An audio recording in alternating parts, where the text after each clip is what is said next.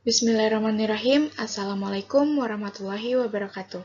Perkenalkan, nama saya Adia Muflika dengan nomor NIM 186222521, Prodi PG PAUD semester 2 Universitas Pancasakti Bekasi.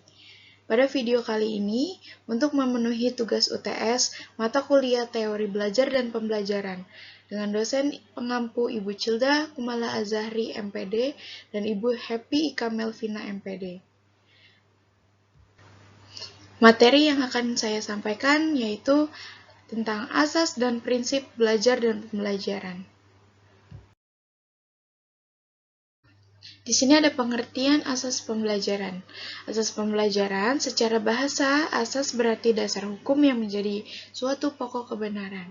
Asas dijadikan suatu ketentuan, khususnya dalam pembelajaran, dibutuhkan asas-asas pembelajaran agar pembelajaran lebih efektif yang berdasarkan ketentuan-ketentuan yang ada. Pembelajaran merupakan terjemahan dari kata instruction. Dalam bahasa Yunani disebut intrux, yang berarti menyampaikan pikiran. Dengan demikian, arti instruksional ialah menyampaikan ide atau pikiran yang telah terkonsep dalam proses pembelajaran.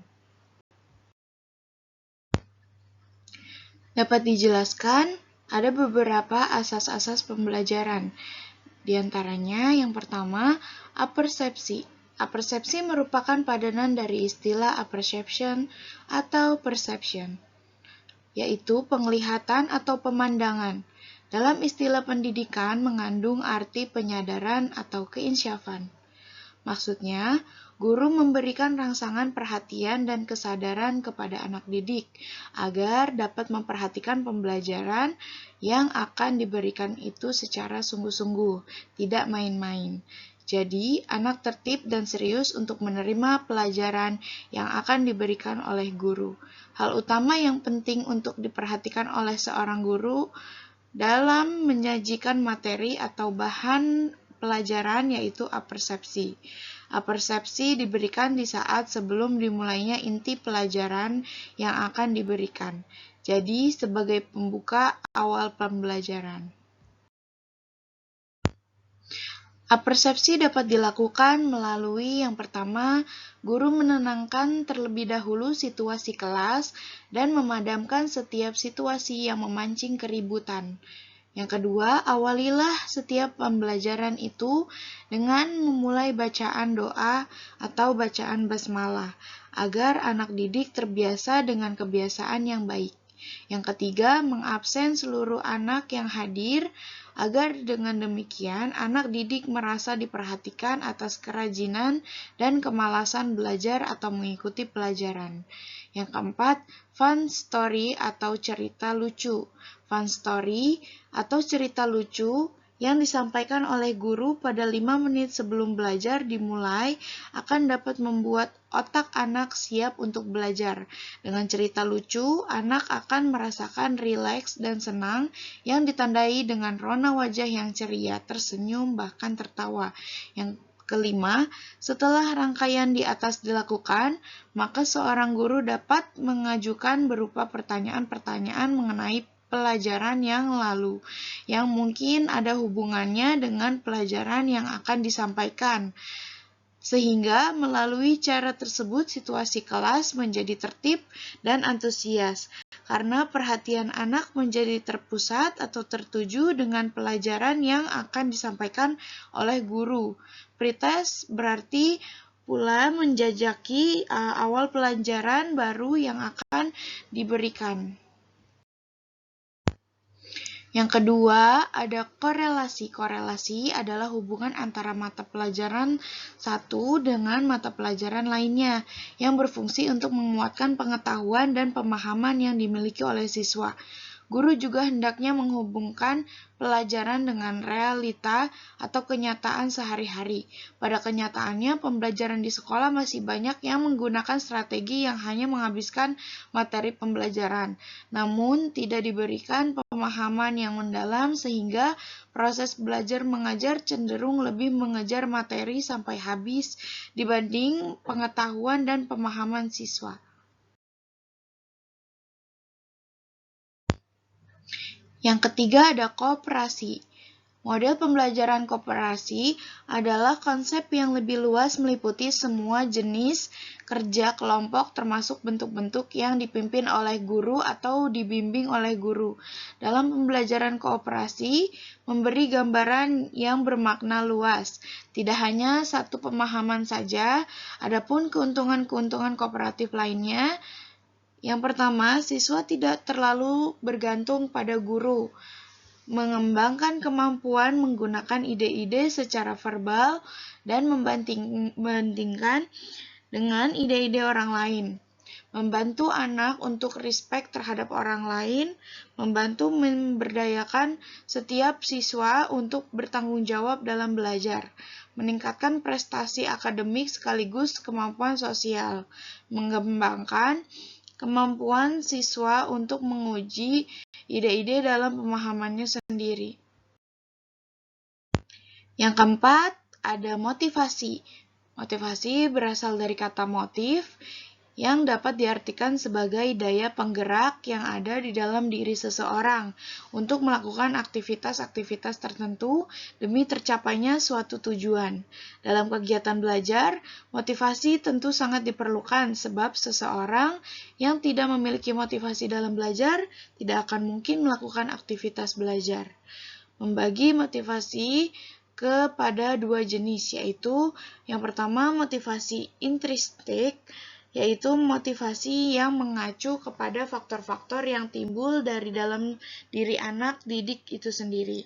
Yang kedua, motivasi ekstrinsik, yaitu motivasi yang mengacu kepada faktor-faktor dari luar, ditimbulkan karena pengaruh atau dorongan dari luar.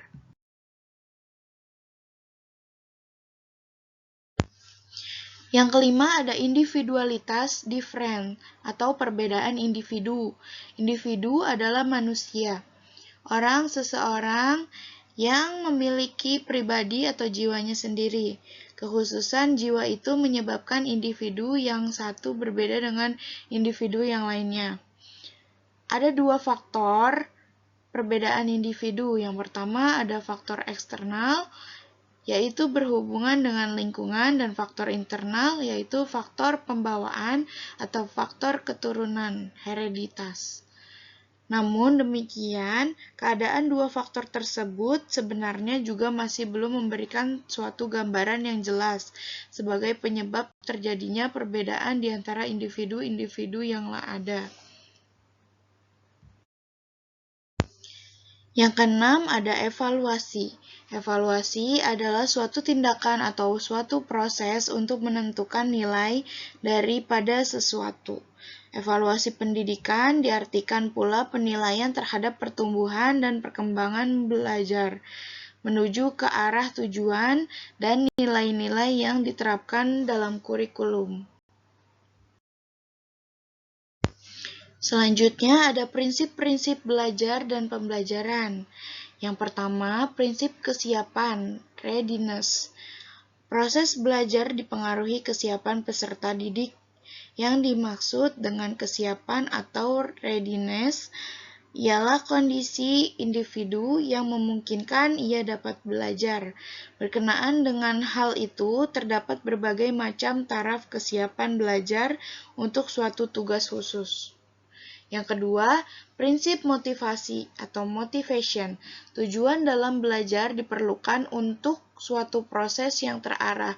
Motivasi adalah suatu kondisi dari pelajar untuk memprakarsai kegiatan, mengatur arah kegiatan itu, dan memelihara kesungguhan.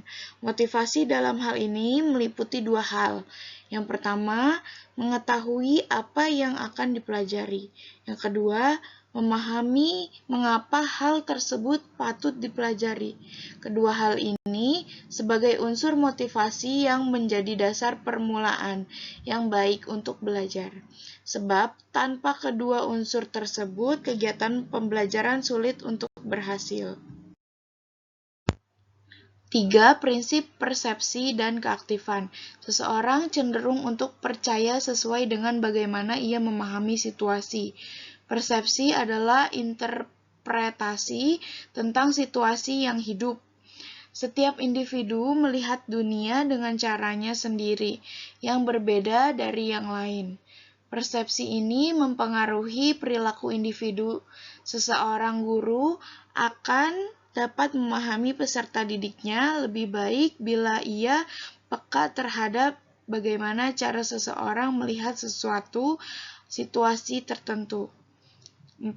Prinsip tujuan dan keterlibatan langsung. Tujuan harus tergambar jelas dalam pikiran dan diterima oleh para pelajar pada saat proses belajar terjadi. Tujuan ialah sasaran khusus yang hendak dicapai oleh seseorang.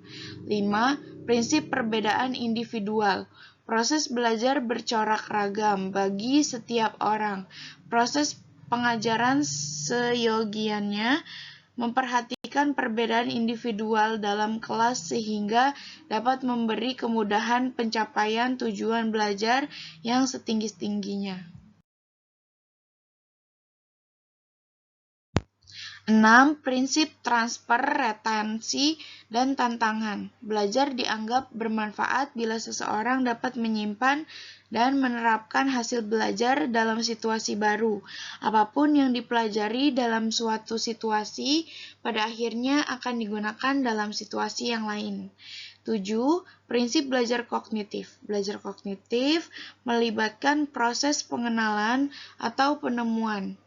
Belajar kognitif mencakup asosiasi antar unsur, pembentukan konsep, penemuan masalah, dan keterampilan memecahkan masalah yang selanjutnya membentuk perilaku baru, berpikir, menalar, menilai, dan berimajinasi merupakan aktivitas mental yang berkaitan dengan proses belajar kognitif.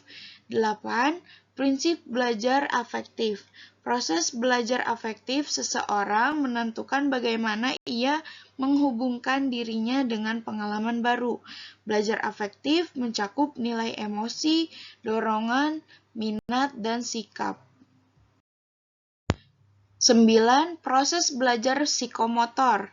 Proses belajar psikomotor individu menentukan bagaimana ia mampu mengendalikan aktivitas ragawinya. Belajar psikomotor mengandung aspek mental dan fisik. 10. Prinsip pengulangan, balikan, penguatan, dan evaluasi. Prinsip pembelajaran yang menekankan pentingnya pengulangan yang barangkali paling tua seperti yang dikemukakan oleh teori psikologi daya. Menurut teori ini bahwa belajar adalah melatih daya-daya yang ada pada manusia yang terdiri dari daya mengamat, menangkap, mengingat, menghayal, merasakan, berpikir, dan sebagainya. Dengan mengadakan pengulangan, maka daya-daya tersebut akan berkembang.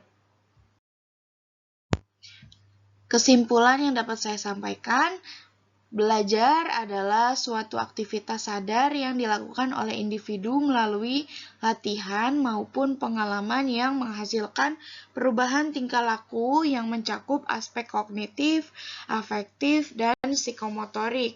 Sedangkan pembelajaran merupakan suatu sistem atau proses pembelajaran subjek didik yang direncanakan, dilaksanakan, dievaluasi secara sistematis agar subjek didik dapat mencapai tujuan-tujuan pembelajaran secara efektif dan efisien. Prinsip-prinsip belajar dan pembelajaran secara umum terdiri atas perhatian dan motivasi, keaktifan, keterlibatan langsung, pengulangan, perbedaan individual, tantangan, balikan, dan penguatan. Implikasi dari prinsip-prinsip belajar bagi peserta didik merupakan perilaku-perilaku yang seharusnya dengan penuh kesadaran dilakukan oleh peserta didik dalam kegiatan belajar, agar proses pembelajaran benar-benar dapat membuahkan hasil yang diharapkan.